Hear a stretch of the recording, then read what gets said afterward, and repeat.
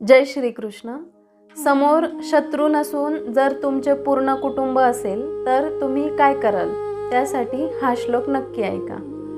आचार्या पितर पुत्रास्तथैव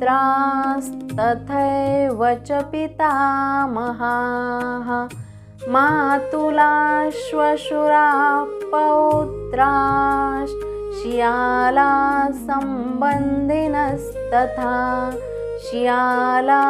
संबंधिनस्तथा।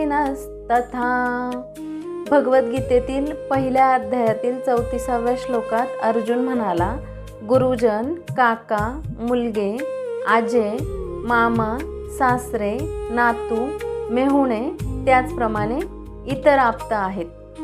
या ठिकाणी अर्जुनाची ही अवस्था म्हणजे भावनेचा कळस आहे। त्याला त्याच्या समोर शत्रू न दिसता आजोबा, गुरु व नातेवाईक दिसतायत। आपल्याही आयुष्यात एका बाजूला न्याय आणि एका बाजूला आपली माणसे असतात, परंतु अन्यायाविरुद्ध उभे राहणे हेच खरे कर्तव्य आहे।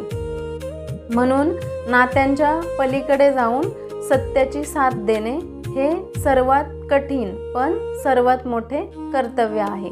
कमेंट करा, तुम्ही कधी नात्यांसाठी तुमचे कर्तव्य सोडले आहे का? जय श्री कृष्ण। धन्यवाद।